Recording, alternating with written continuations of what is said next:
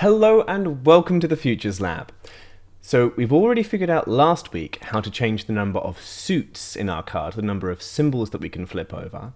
This week, let's put in some code that can change the number of rows and columns of cards that we are making. So let's start off by making some variables. Make sure that you're in your card sprite. Go to the variables dark orange category on the left and click on make a variable. The first variable we're going to make is called card columns. And then we're going to make another variable, click on make a variable and call this one card rows. So pull out a set card columns, and this needs to go underneath when green flag clicked, right above set number of suits to 9, which you should have from last week. So we're also going to pull out another set rows, and we're going to set the number of rows to 4 and the number of columns to 7. So we've got our set card rows to 4, set card columns to 7. Now we need to decide where in our code we're pulling those variables.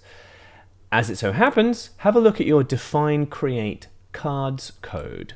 So pull out our card rows and put that over the repeat 4, and pull out card columns, that little rounded variable, and put it into repeat 7.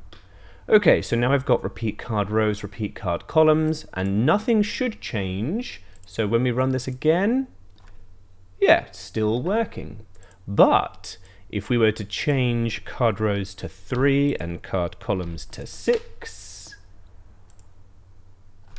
there we go. So now we have the ability to change the number of columns and rows. But wait, we have a problem. If I were to set the card rows to like 6 and the card columns to like 8, what happens? They all go off the edge of the screen.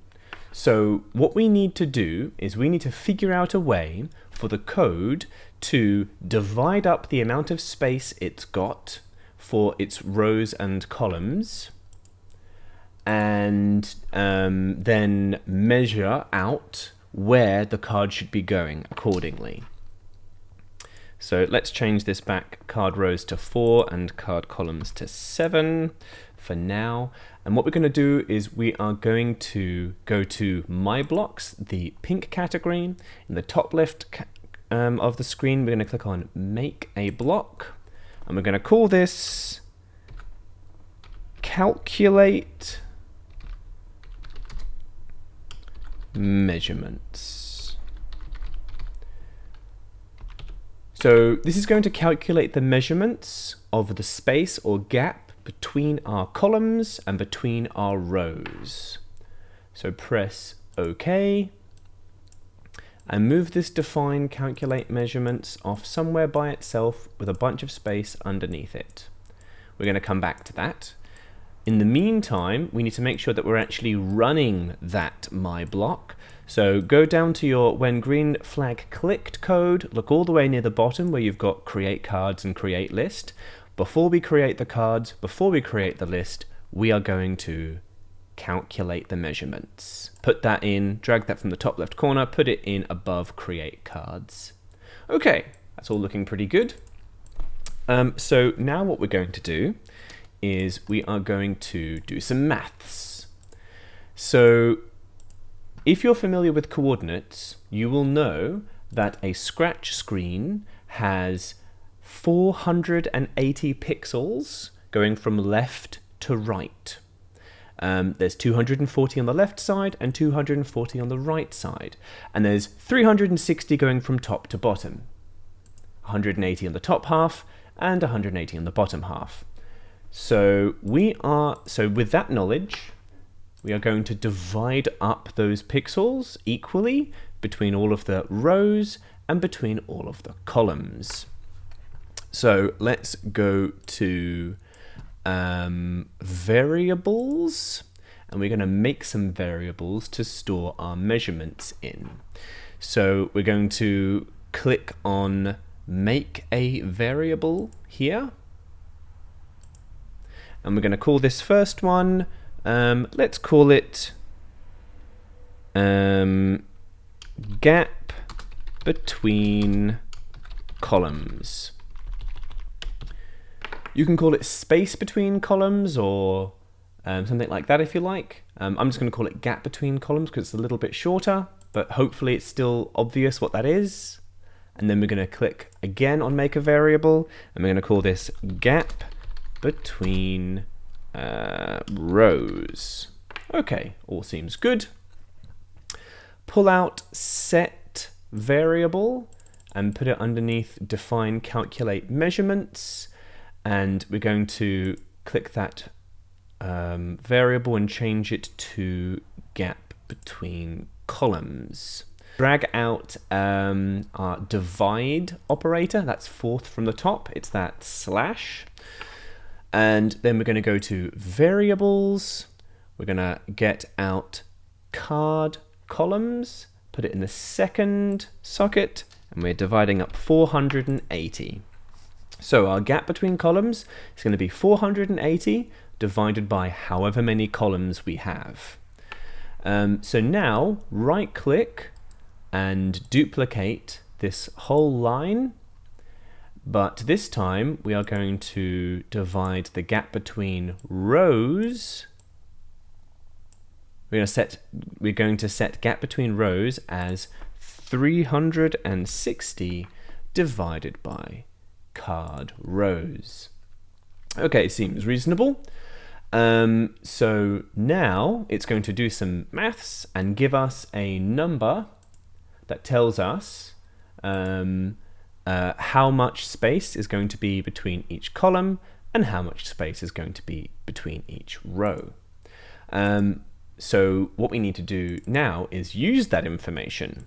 So let's come down to define create cards. Have a look at our repeat card columns, and in there you'll find change x by 65. So this 65 here is the space between each card as we've been doing it. So we need to pull out our gap between columns and put it over the change x by 65. Put it over the 65. So now it's going to be change x by gap between columns. Now look down and you'll find change y by minus 80.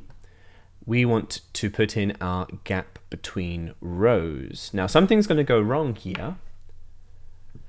When we hit go, you can see all of the rows have gone up instead of going down. So we need to go to operators, pull out a minus operator, and put our gap between rows as the second, in the second slot of our minus operator. So now it's change y by minus gap between rows. Give that a try. Okay. Now that seems good. These are nice and evenly spaced, but you'll notice that they're not central anymore. And that's because we still have a starting point. We've decided our starting point is here, and so it doesn't realize that we've already got a starting point that's somewhat inside the level. So that's something that we're going to need to change. We're going to need to figure out a better starting point. So we've got here our define create cards go to x and y. Just pull that out. So pull the repeat off the bottom, pull out our go to x minus 195 and y 105. That's our starting point. We're going to pull that up and put it on the bottom of calculate measurements. And we need to put this minus into the y. So we've got a minus operator in the y, and we need to pull out a plus operator and put it in the x. Minus 240 into our go to x. Let's put in 180 in before the minus of our y. So this here, go to x equals minus 240 and y 180, is going to put our starting point right in the very top left corner of the screen. So let's see what this does. Go. Well, there's one other thing that we need to fix as well, but you'll notice that now we've only got the center of the card is lined up, but we don't want half the card being off the edges of the screen. So first of all, let's get out a divide by 2 operator. So let's get out a divide operator, put into the second slot a 2, and put into the first slot a gap between columns. Let's do the same thing and pull out a card row and divide that by 2. So now we've got, oh wait, not card row, gap between rows.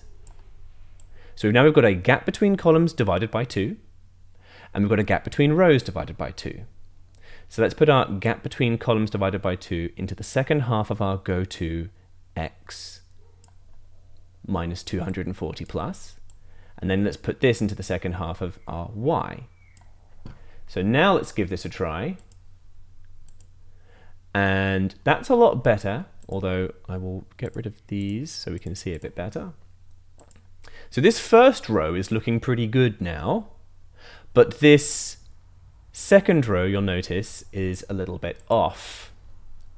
So that's because if you go to define create cards, look for set x to minus 195. That was where we just decided our first column should start.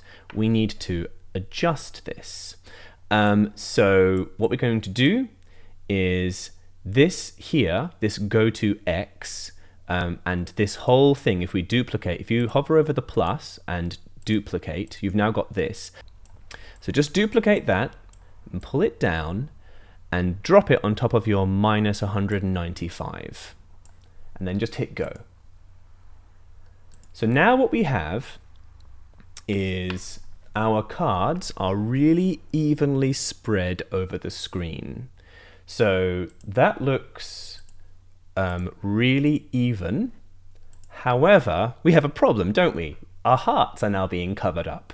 So, and also, you'll notice that these gaps between all the columns are a bit wider than the edge because of the way that it's divided up completely equally.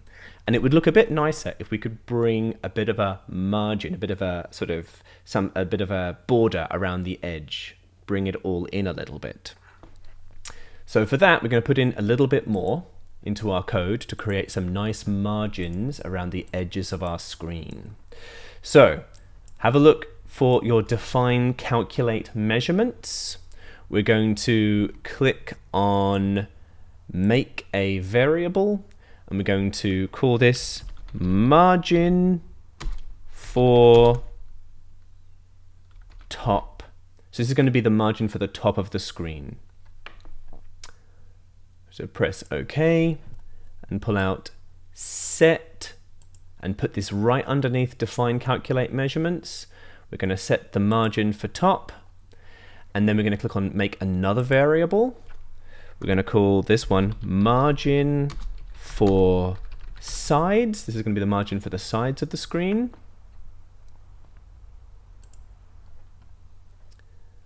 And we're going to make another variable, margin for bottom.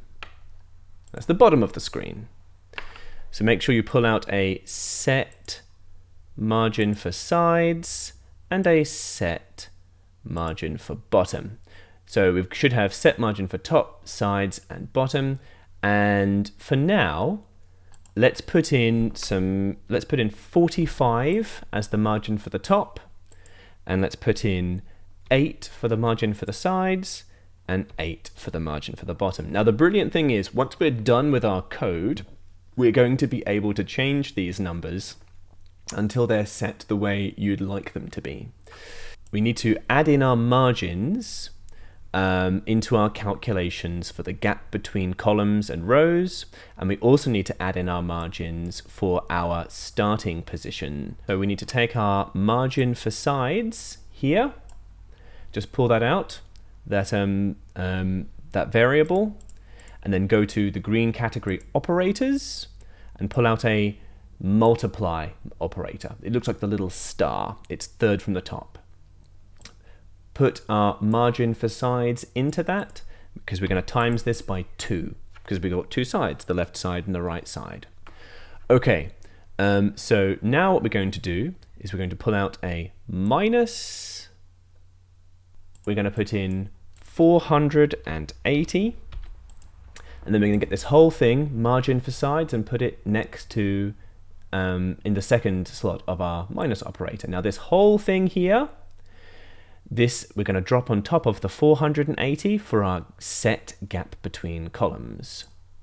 Okay, perfect. That's what we want. Okay, so now we need to do something pretty similar for our calculating our gap between rows.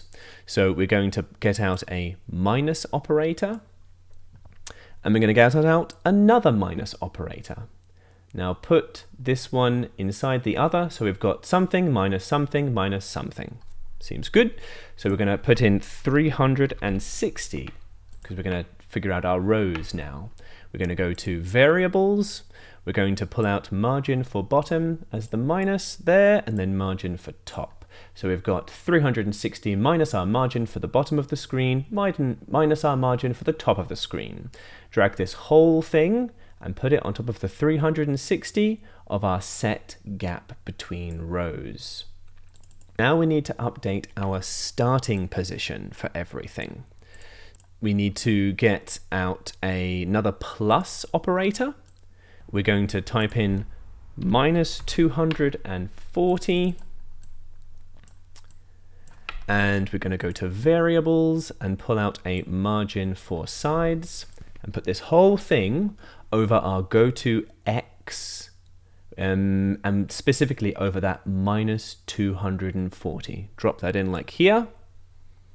And then what we're going to do is we're going to do the same thing for the y. So go looking for the y 180 minus gap between rows divided by 2.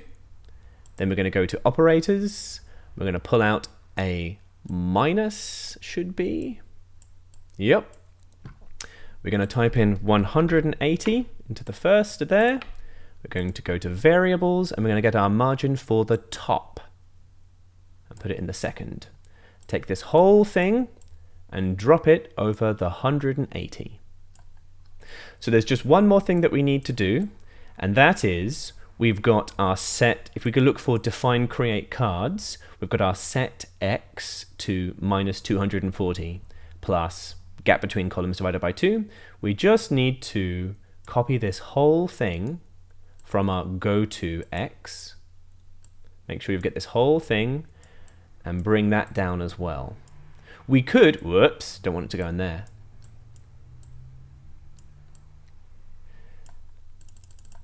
So we've got our set x. I'm going to pull this out. We don't need it anymore. Take this whole thing and drop it into our set x. Remember, in our define create cards, set x is the starting point for our first column. That's why we're bringing this down. We could have probably put that into a variable to make it a bit easier, so we don't have to carry all of that code down to the bottom, but should work out okay. So I know we've done a lot there, and it's really difficult to make sure that they're all nested in the correct way. Everything goes in the correct kind of configuration. But now when we hit go, we have ourselves a little bit of a problem, don't we? So this kind of problem is really easy to run into when you've got lots of maths all happening, all in the same place. So let's figure out what's going wrong, shall we? So our gap between our rows is too big. So let's have a look at our set gap between rows code, and let's pull out this first part of the divide by card rows. So we've got 360, take away margin from bottom, take away margin from top.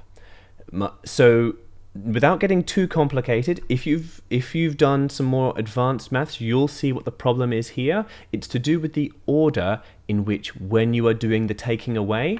But make sure, the important thing is, make sure that you pull out, so you've got 360, and pull out one of your margins, doesn't matter which one, and put it in there. We've got 360, take away margin for bottom.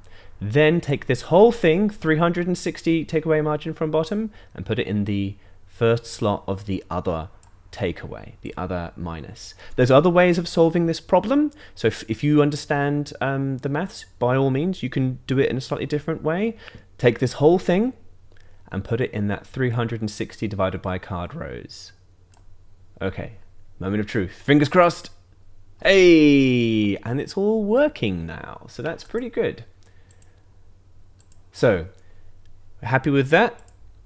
Now the cool thing is, I've given you some pretty good numbers to start off with. But we can actually mess with these numbers if we want. If we want a bigger margin, we could try out 70 and then hit go, and you'll notice it makes more space on the top. So if your hearts are bigger, you can change that margin and the code adjusts. If we change the margin for top to be 20, then we've got less of a gap between the hearts. If you want a bigger margin on the sides, you could say I want 20 on the sides, and now all the cards kind of squish in on the sides a bit more. And all sorts of things. So this is really useful. It might seem like a lot of maths and a lot of unnecessary variables, but this allows you to tweak your project, and your project will be now responsive to you. You'll be able to change these numbers and everything will adapt to what you ask of it. So all of this is going to allow us to do some pretty cool things. So if we ask for 5 rows and 8 columns, let's see what we get. Very nice. We've got all these cards. They're a little bit overlapped, but they all fit. They're all not covering up the hearts. We've got a little bit of a margin around the edge. We've got, and they're all nicely evenly distributed. If we were to say we want 2 rows and 2 columns, it puts them all nicely even with hardly any cards. And so there are obviously limits to the way that we've designed this, because we haven't put in any code to shrink our cards. So if we were to put in, like, I don't know, 15 rows and 15 columns, this is what it would look like, which makes it not really practical to play. So there are limits to the way that we've set this code up. But it does allow us a lot more freedom than we had before. That's probably too many rows. Let's try 7 and 7. That's probably just about playable. Probably too many rows though. Let's try 9 and 5. So this is now the opportunity you now have to be able to like really mess around and sort of have a play with the kind of measurements you want. Have a bit of change the margins if you want the cards to be a little bit closer to the hearts. Change the margins if you want them to be a bit closer to the edge. Mess around with the numbers of rows and columns that you want for your game. And next week, this will all come together because we are going to build into our game the ability to set different levels and different difficulties with larger number of cards, larger number of card suits, and different numbers of hearts.